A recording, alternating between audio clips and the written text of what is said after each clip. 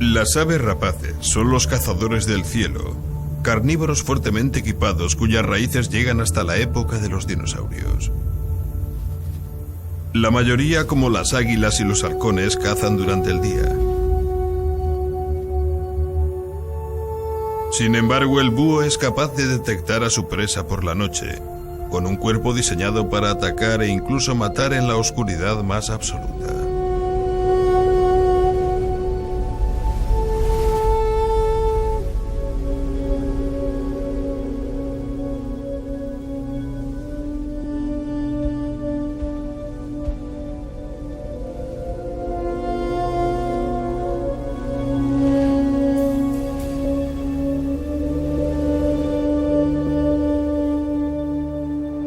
Los buitres también son cazadores, aunque sus presas son los muertos. Estas voraces carroñeras trabajan en equipo para destrozar los restos de los animales grandes.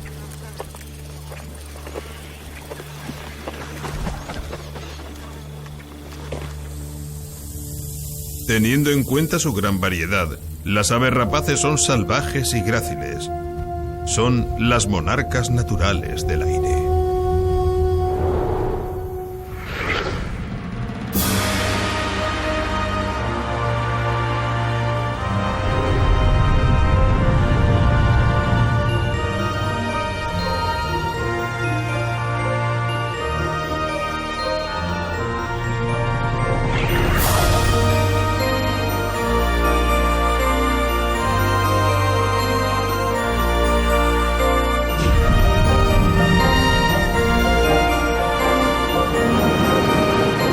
La guía máxima. Aves de rapiña.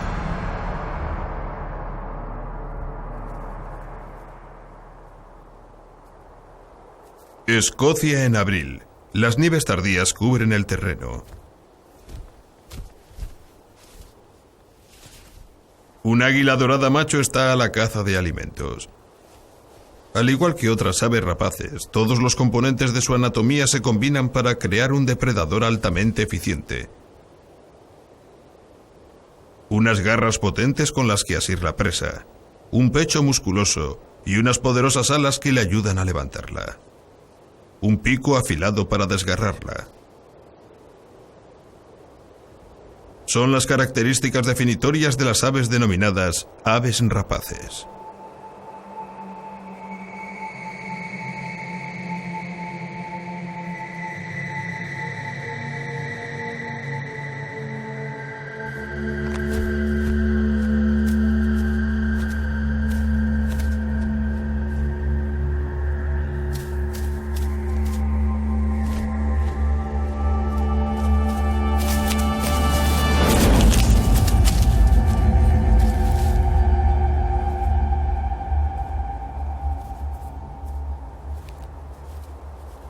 El águila dorada se alimenta sobre todo de conejos, liebres y urogallos, aunque es lo suficientemente fuerte como para matar a un cervatillo.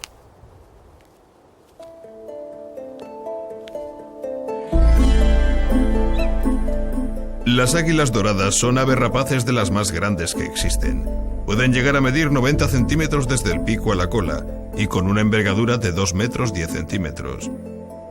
Como en la mayoría de las aves de presa, la hembra es más grande que el macho.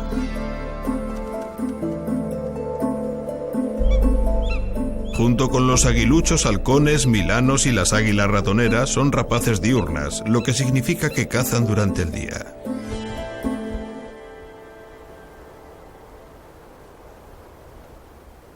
Arriba, en las laderas de un precipicio escocés, las águilas doradas anidan en una aguilera. La hembra está alimentando a sus pequeños.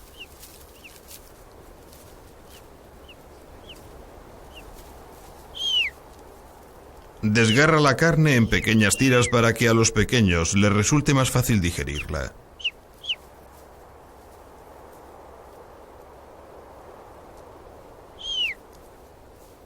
Sin embargo, la madre no puede abandonar el nido para ponerse a cazar. El fino plumón que tienen los polluelos recién nacidos proporciona muy poco aislamiento y se hacen muy vulnerables al frío, de modo que la madre ha de mantenerlos al calor empollándolos.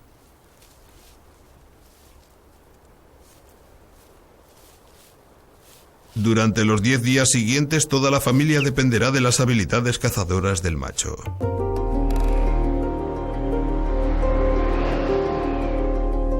Las aves de presa necesitan paciencia, sigilo y, sobre todo, sentidos muy agudos.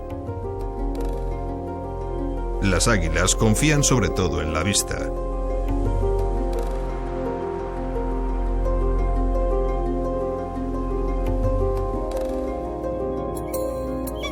A diferencia de otras muchas aves, las rapaces tienen ojos que miran hacia adelante, proporcionándoles una visión binocular.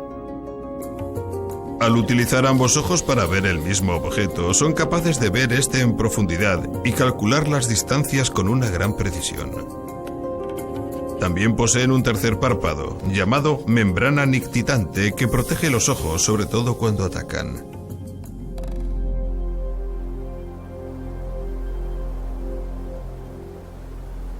Durante siglos la gente ha sabido que las rapaces tienen una vista excelente, de ahí la expresión vista de águila. Pero hasta hace 20 años nadie había examinado científicamente su vista.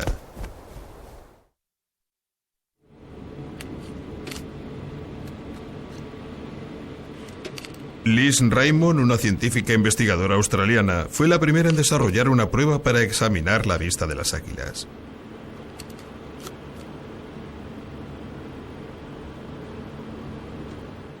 La mayor dificultad en examinar la vista de cualquier animal es que no se puede hablar con ellos directamente.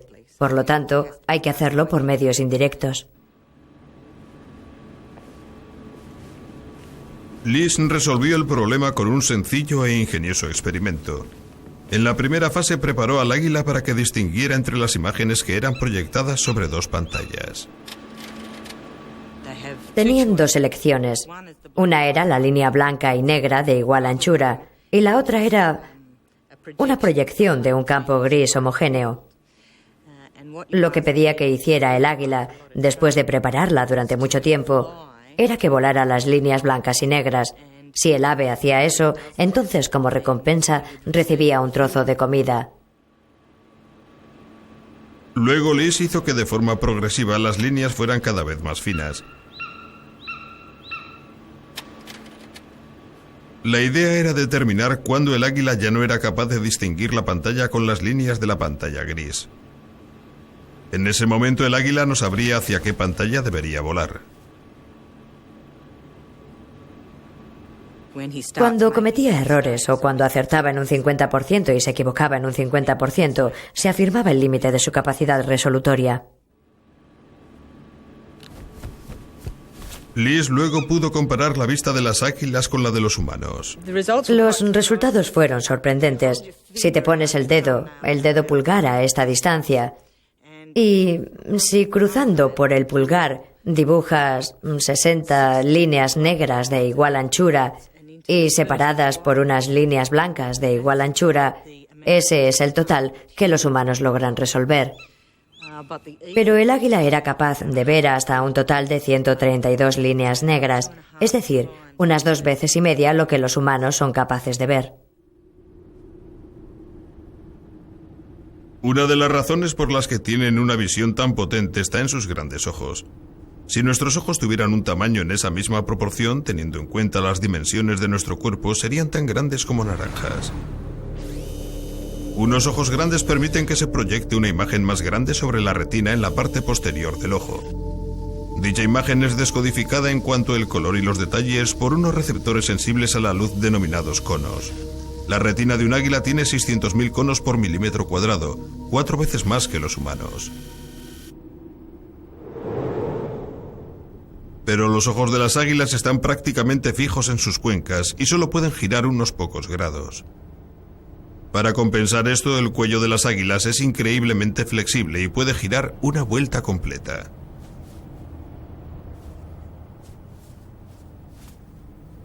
No todas las aves tienen una vista tan potente. Las pequeñas rapaces como el cernícalo tienen unos ojos más pequeños. Su capacidad visual es un poco mejor que la nuestra. A pesar de ello, los cernícalos son capaces de ver cosas que nosotros no percibimos. Se debe a que poseen unos conos especializados que pueden detectar la luz ultravioleta. Les ayudan a dar con su comida favorita, los ratones de campo. Estos animales se alimentan durante el día. Es muy difícil verlos cuando se esconden entre la hierba. Pero tienen un punto débil, la vejiga. Dejan señales de orina allí por donde pasan. La orina refleja la luz ultravioleta. Para un cernícalo en busca de comida, estos rastros son perfectamente visibles desde el aire.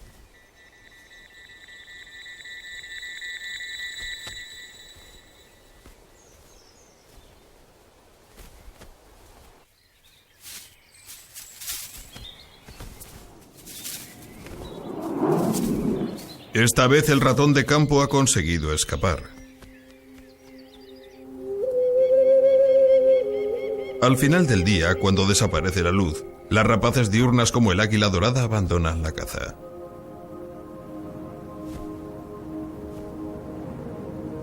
Su vista está adaptada a rendir al máximo a plena luz del día. Con una luz pobre, su vista es peor que la nuestra y no es capaz de ver a su presa.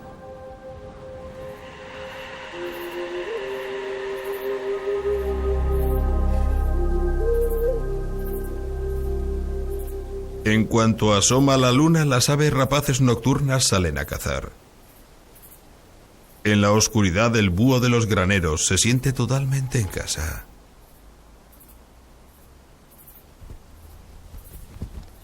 Tiene todos los rasgos típicos de las rapaces diurnas, desde garras afiladas hasta fuertes picos, pero los ojos los tiene distintos.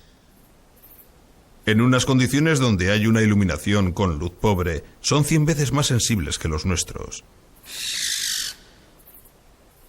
Sin embargo, a pesar de eso, hay veces en las que la vista de un búho no es lo suficientemente sensible para poder cazar.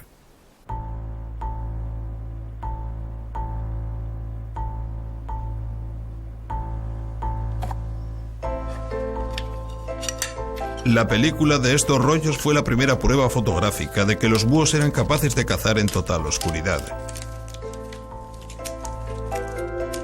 En 1957, Roger Payne de la Universidad Cornell llevó a cabo un experimento muy poco habitual. Yo sabía que los búhos disponen de unas orejas asimétricas. Las orejas no son las mismas a ambos lados de la cabeza. Era algo curioso. Eso quería decir que sus orejas eran algo importante. Les tenían que servir para algo. Puse un búho en una rama en una sala oscuras y después solté un ratón entre las hojas del suelo de la habitación. Mientras se movía el ratón por entre las hojas, hacía ruido al tropezarse con ellas y al pisarlas. En plena oscuridad, el búho atacó. Encendí las luces y había atrapado al ratón. No me lo podía creer. Más tarde monté un aparato con luces infrarrojas que hacía posible que se viera a través de los rayos infrarrojos, los cuales ni nosotros ni el búho somos capaces de ver. Me puse a observar lo que pasaba. Fue algo fascinante. Durante todo el invierno utilizó una luz infrarroja en una pequeña caseta en el campo para ver cómo cazaban los búhos de los graneros.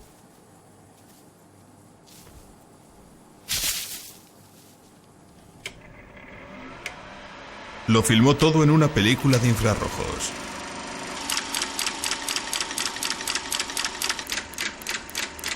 Lo que hemos de recordar es que durante todo ese tiempo, el búho no era capaz de ver nada. Había suficientes rayos infrarrojos para poder sacar la película, pero los búhos no son capaces de ver con rayos infrarrojos. Esto fue lo que ocurrió. Iba volando, colocó las patas en un patrón justo ahí, en línea con el cuerpo del ratón. Luego cerró los ojos porque sabía que estaba a punto de chocar con algo. Aterrizó, pero falló. El ratón se quedó apostado a su lado, ni a 5 centímetros de sus patas, pero no lo podía ver. De modo que recogió las alas. Miró hacia el ratón porque el ratón hizo un ruido. Se inclinó hacia adelante. Estaba a unos 15 centímetros de distancia. En ese momento hizo una cosa extraña. Levantó las patas del suelo y las puso así, porque era la única manera de ponerlas según lo que estaba oyendo. Allá se fue. ¡Pam! Le clavó la uña justo ahí.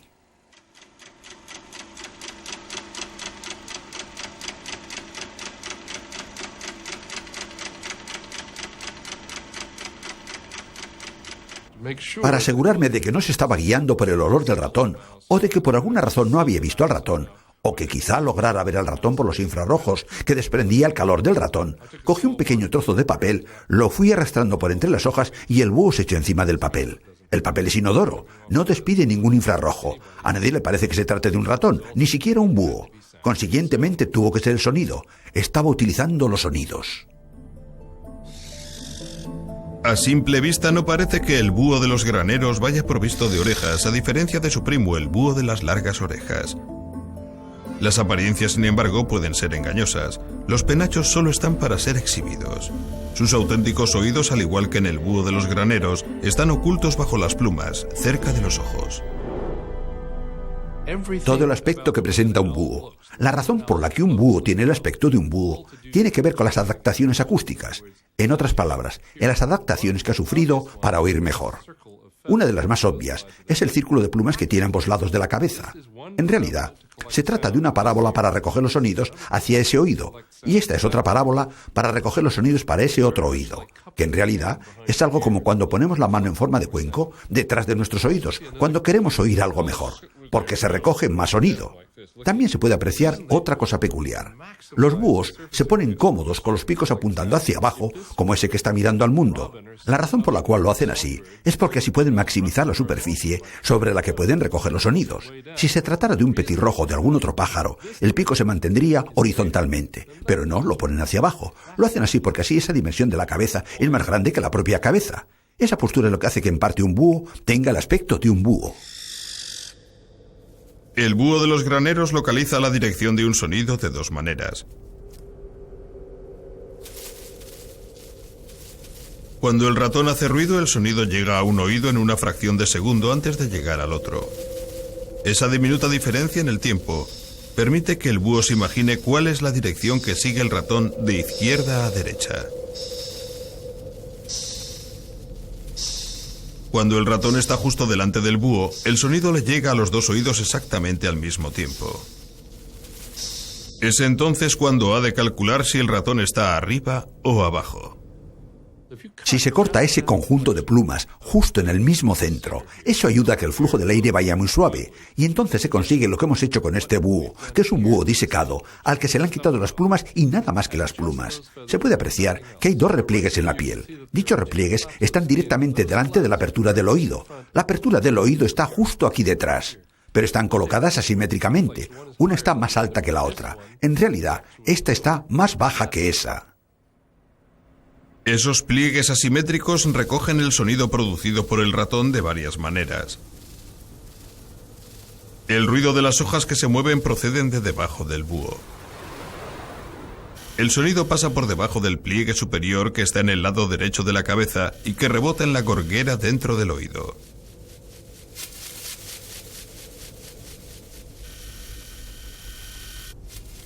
El repliegue inferior del lado derecho hace rebotar el sonido que procede de abajo. Cuando el sonido es más fuerte en el oído izquierdo que en el derecho, el búho sabe que procede de abajo.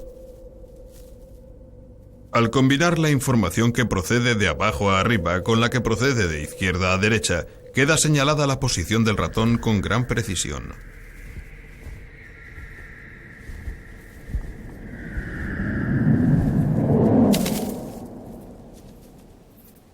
Pero el ratón también dispone de oídos. Si oye acercarse al búho, sencillamente se pone a correr. Aquí tenemos una lucha entre unos búhos y unos ratones. Los ratones conocen la manera de evitar a los búhos. Los búhos disponen de los medios de mejorar la posibilidad de cazar un ratón y este es uno de ellos. El borde mismo de la pluma, que está en la parte delantera del ala, tiene una serie de pequeñas púas que sobresalen de ella. Ninguna otra ave rapaz dispone de esas púas. El reborde del ala de un águila es muy suave. Cuando va volando, sus alas cortan el aire creando turbulencias. Dichas turbulencias crean unas grandes olas de sonido, haciendo que resulte su vuelo muy ruidoso. Cuando vuela el búho, las diminutas púas de sus alas rompen el aire en unas pequeñas espirales que reciben el nombre de microturbulencias. Eso hace que el vuelo del búho sea mucho más silencioso.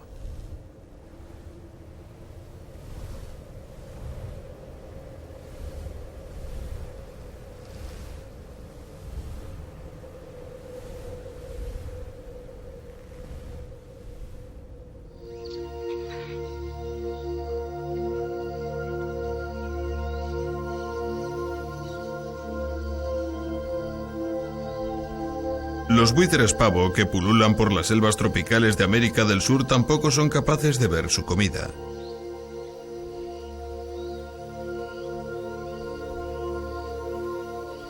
Las densas copas de los árboles que cubren el suelo ocultan a la vista los restos de los animales muertos.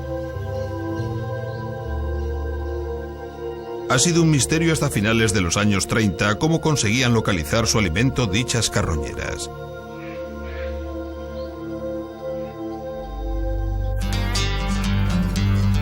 En California, la Union Oil Company sufrió una avería en un gasoducto en un tramo de 67 kilómetros. Resultaba casi imposible detectar dónde se producía el escape debido a las dificultades que presentaba el terreno. Pero los ingenieros de la empresa se habían percatado de que con frecuencia los buitres se acercaban cuando habían estado reparando otras fugas en gasoductos. Al cabo de un tiempo vieron cómo los buitres pavos se iban acercando formando círculos en la lejanía. En cuanto llegaron al lugar, empezaron a excavar. Con el fin de ayudar a localizar los escapes, siempre se suele añadir al gas natural un gas con un olor característico a carne podrida. Era lo que atraía a los buitres. En el fondo del agujero, los ingenieros encontraron la tubería rota. También habían descubierto que los buitres pavo eran capaces de cazar mediante el olfato.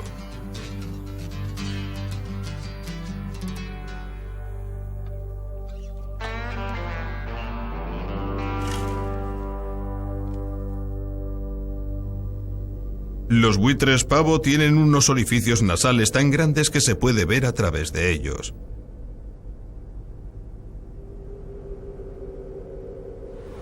Los olores son procesados por un bulbo olfativo muy grande situado en la parte anterior del cerebro. El bulbo es tan sensible que permite a las aves detectar la dirección de donde procede el olor. El buitre pavo sigue la concentración de los olores en el aire hasta la misma fuente de donde proceden.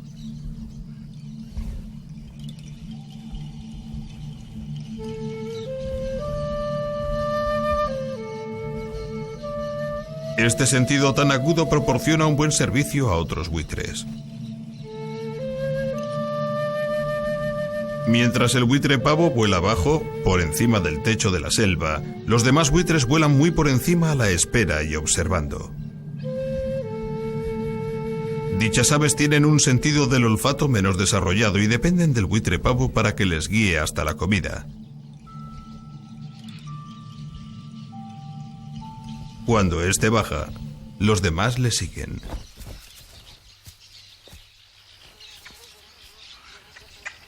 Aunque son los primeros en llegar hasta la comida, los buitres pavo no son lo suficientemente fuertes para rasgar la piel de un gran roedor. Pronto se les unen los buitres negros, que también son incapaces de perforar la piel del animal.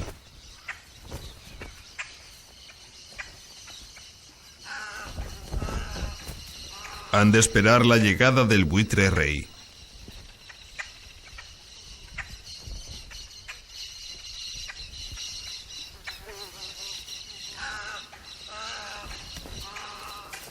Al igual que los buitres negros, el buitre rey tiene un sentido del olfato más débil, pero dispone de un pico fuerte y afilado. Devuelve el favor de haber sido dirigido hasta la comida rasgando la piel de la carroña para suministrar comida para todos.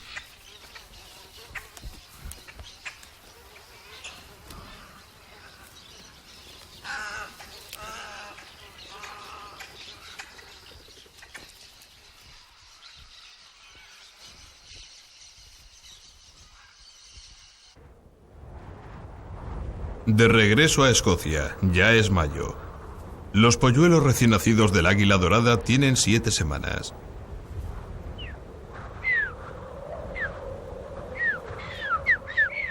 Todavía siguen necesitando ser alimentados 2 veces al día, pero ya pueden quedarse solos en la aguilera.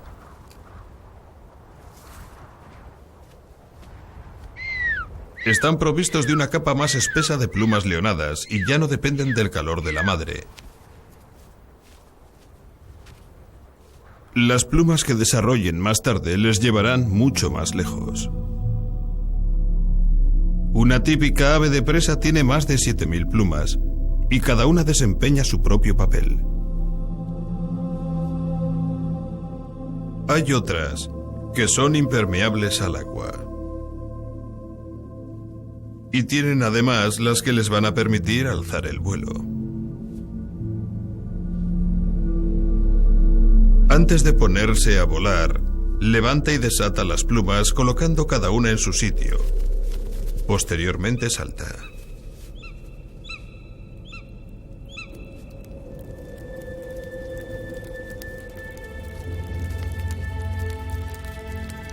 El vuelo es el último logro evolutivo de un ave. La evolución de las aves sigue siendo un tema científico ferozmente debatido. Los antepasados más primitivos de las aves probablemente aparecieron en forma de reptiles hace 200 millones de años. Algunos que se subían a los árboles desarrollaron unas escamas alargadas que luego se convirtieron en alas muy primitivas. Les permitían deslizarse de las copas de los árboles. 50 millones de años después apareció el Archaeopteryx. Todavía seguía teniendo dientes y huesos pesados, al igual que los reptiles. Pero lo que le hacía a este animal ser tan diferente es que estaba provisto de plumas. Al igual que las escamas, las plumas están constituidas por queratina, pero son ligeras y flexibles. El Archaeopteryx hacía algo más que deslizarse. Era capaz de volar. Los vuelos fueron mejorando en los 75 millones de años siguientes porque fue desapareciendo hasta el último gramo en lo que ya eran las aves. Con el fin de perder peso se desprendieron hasta de los dientes. Los huesos se ahuecaron y se vieron reforzados con un laberinto de panales. Hace unos 50 millones de años, a medida que iba aumentando el número de roedores y pequeños mamíferos, aparecieron las aves que eran capaces de abastecerse de ese rico suministro de comida.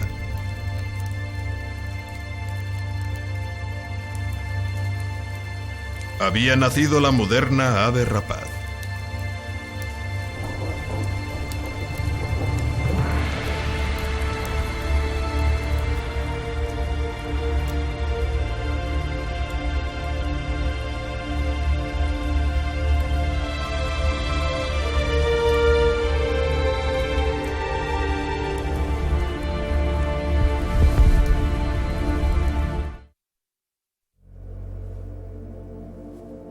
Las fuertes alas de un halcón peregrino han sido diseñadas para la maniobrabilidad, pero depende de la velocidad para que cace su presa en el aire. Las alas impulsan al pájaro hacia adelante con 4 aleteos por segundo.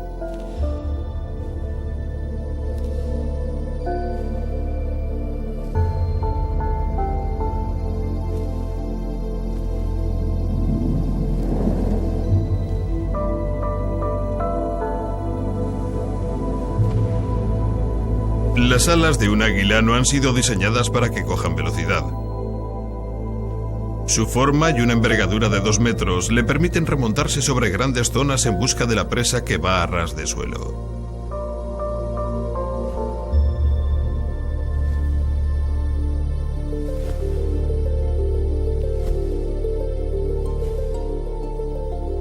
Pero hay algo que el águila y el halcón peregrino tienen en común junto con las demás aves rapaces, y es que golpean con las patas.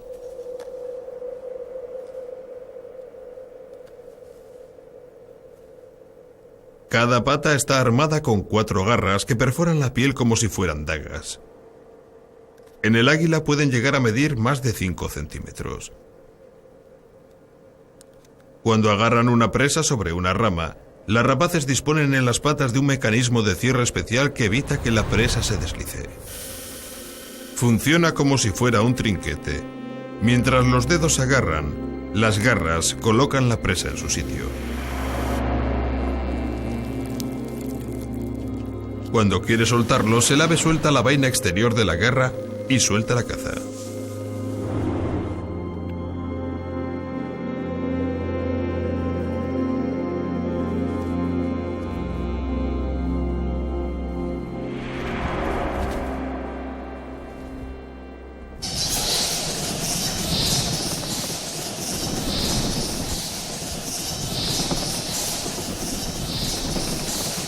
En Nuevo México, las garras del aguilucho de cola roja van a encontrar un objetivo fácil.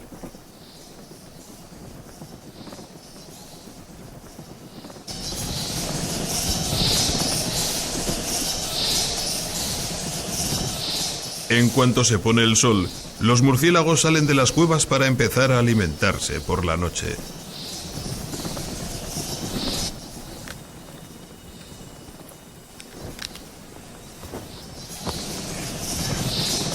El aguilucho de cola roja habitualmente caza conejos, pero en su dieta también incluye murciélagos. No merece la pena ser muy selectivo.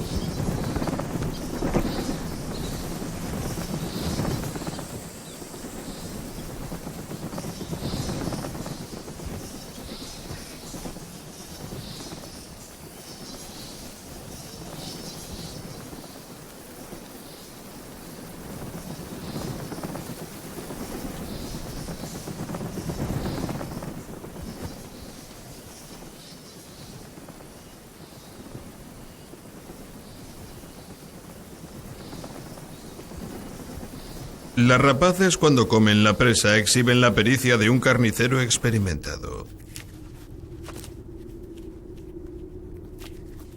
Un águila hambrienta es capaz de deshuesar un conejo en 15 minutos. Las rapaces se alimentan muy deprisa. A ras de suelo, el halcón peregrino es vulnerable ante los depredadores, por lo que ha de comer rápido. Sin pausa, arranca las plumas de ese faisán para comer la carne que está debajo. Cada una de las especies dispone de un pico que se ha especializado y que se ha adaptado muy bien a la clase de presa de la que se alimenta. El pico de un águila tiene en el extremo la forma de gancho capaz de partir la carne como si fuera la punta de un cuchillo. En ambos lados del pico tiene unos rebordes afilados como si fueran cuchillas de afeitar para romper la carne de los restos del animal.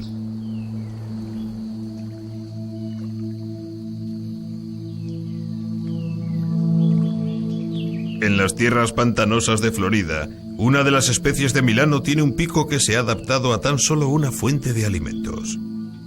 El milano caracol se alimenta de los caracoles de las manzanas.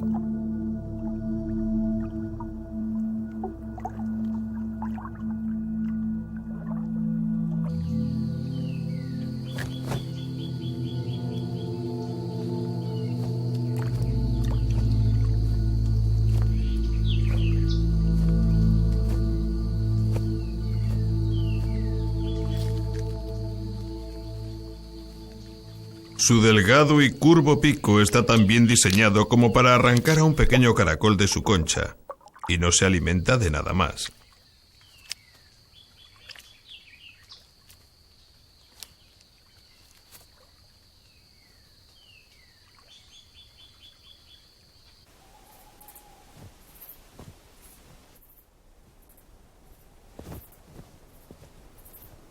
Mientras que las grandes aves rapaces comen su comida allá donde la encuentran, las pequeñas, como por ejemplo los búhos, llevan la caza a otra parte más segura.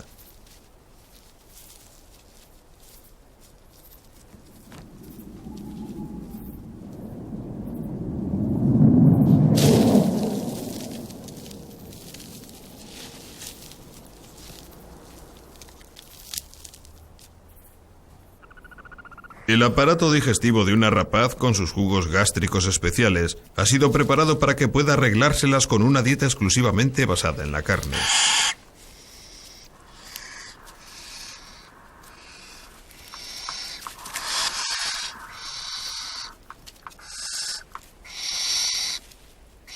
Incluso aún siendo polluelos, los búhos de los graneros se tragan la presa entera.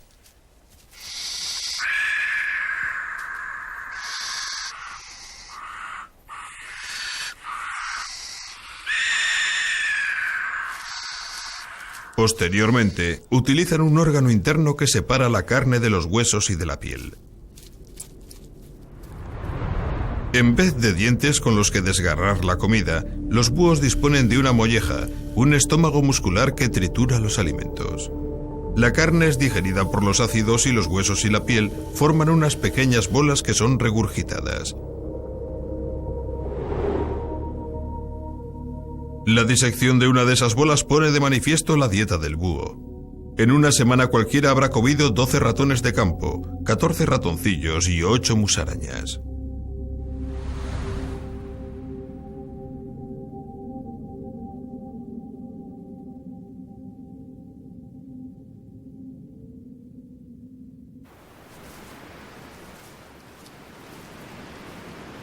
Ya han transcurrido 11 semanas en Escocia desde que los huevos eclosionaron. Esto es todo lo que queda del plumaje del polluelo. Ya se han desarrollado las plumas negras y blancas de vuelo y las aves son lo suficientemente maduras para volar. Los padres empiezan a dejar que los polluelos se las apañen por sí solos. Morirán de hambre si no empiezan a volar pronto.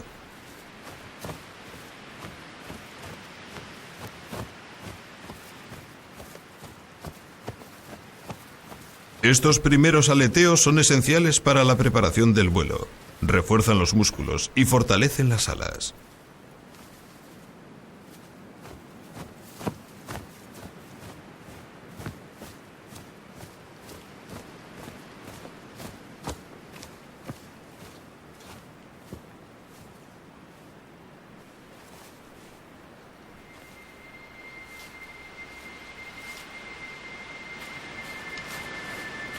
El mayor de los polluelos finalmente se arma de valor para lanzarse al aire.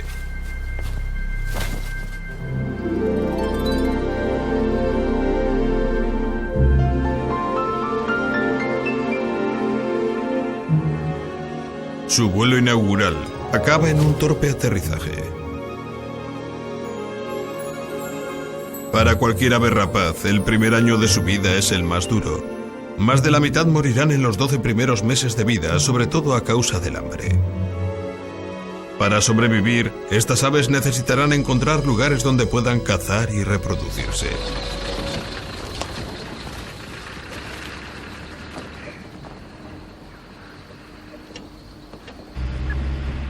El zoólogo Mike McGrady se ha pasado 5 años estudiando las águilas en las tierras altas escocesas occidentales. Utiliza una técnica de seguimiento para poder crear el cuadro más detallado que se ha hecho hasta la fecha sobre los movimientos que realiza un águila joven una vez que ha abandonado el nido. Los primeros meses después de haber salido del nido, se queda como residente en su territorio natal, pero luego, habitualmente de noviembre hasta enero, se desplazan y empiezan a vagar por todas partes. En dichos desplazamientos pueden recorrer cientos de kilómetros. No parece que sigan ninguna dirección. Para seguir esos movimientos, Mike coloca en las águilas unos radiotransmisores. Pero primero las tiene que capturar.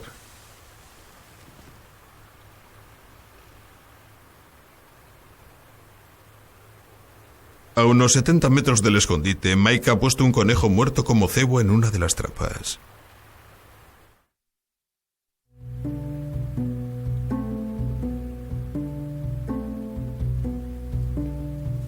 Es el 6º día de observación y espera.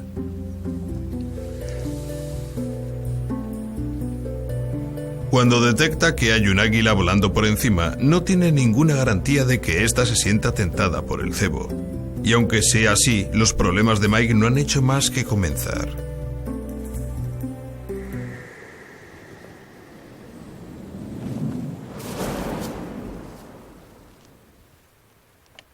Aunque el ave esté en la posición correcta, no es seguro hacer saltar la trampa cuando aún tiene las alas desplegadas.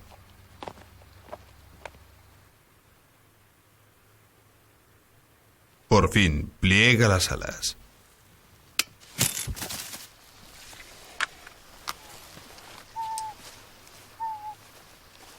El número verde es ZZ0832. 0832. Sí, déjame que le mida la largura del pico. La primera tarea es etiquetar y medir al animal. La largura del pico y de las garras le dirán a Mike si se trata de un macho o una hembra. Vale. 43,2. Aunque está atrapado, todavía sigue siendo un animal formidable.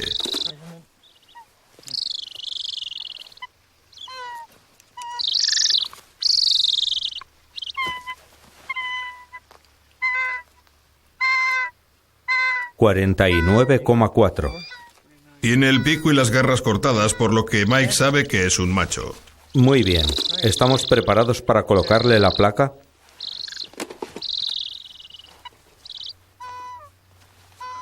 Le coloca un ligero radiotransmisor que con el paso del tiempo se desprenderá del animal.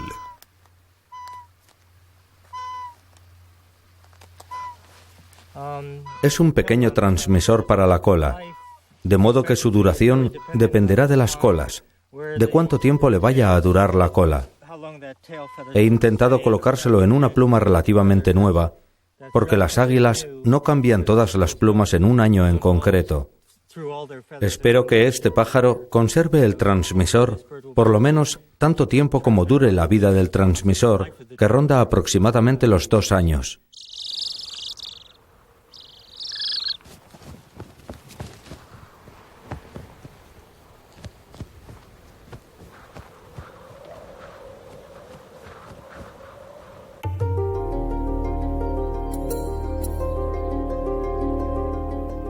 En Escocia hay aproximadamente unas 450 parejas de águilas que están criando. Para que tenga éxito una joven águila dorada necesita reclamar para sí un territorio. Pero ¿qué ocurre si todos los sitios están ya ocupados?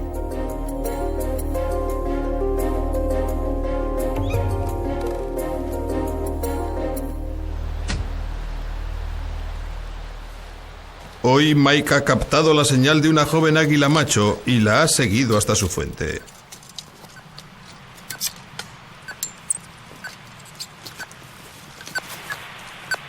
El territorio de esta águila dorada es de 11 kilómetros de largo por 8 de ancho. El águila lo ha defendido contra todos los intrusos.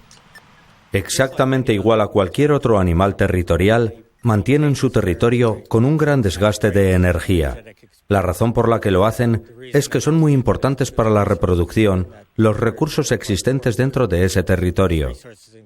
En dichos recursos se incluyen las fuentes de alimentos, los recursos para anidar y una compañera. Mantienen un área en la que sobrevivir y en la que reproducirse. Las demás águilas también están interesadas en lo mismo. Si hay un águila sin territorio e intenta penetrar en la población que está reproduciéndose, primero ha de establecerse en un territorio.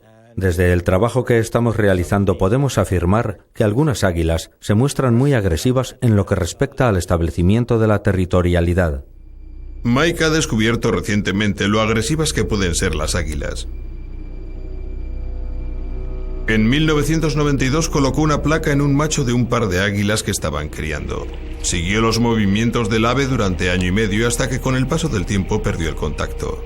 Unos meses más tarde recibimos una señal muy fuerte de dicha ave y seguimos la señal hasta encontrar al animal muerto y bastante descompuesto.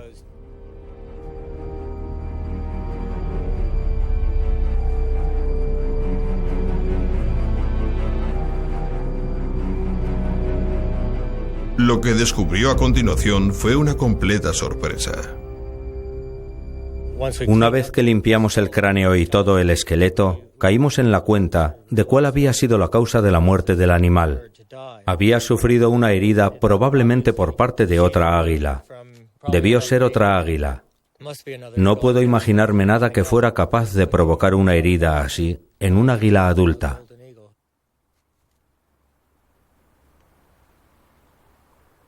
Este ejemplar fue asesinado por el territorio. Nadie sabe con qué frecuencia ocurre eso, pero una joven águila macho ha ocupado su territorio. Con toda probabilidad se trata de su asesino. El nuevo macho copulará con una hembra residente. Aprenderá de ella dónde están los mejores sitios de caza y aprovechará la experiencia. Cuando ella muera, él se quedará en el territorio y conseguirá otra nueva compañera. De esa manera los territorios han ido pasando de generación en generación sin romper el linaje, haciéndolo así durante siglos. Todas las aves rapaces comparten un legado evolutivo. Tanto si cazan como si se alimentan de carroña, si vuelan o si se deslizan, son los depredadores aéreos más completos.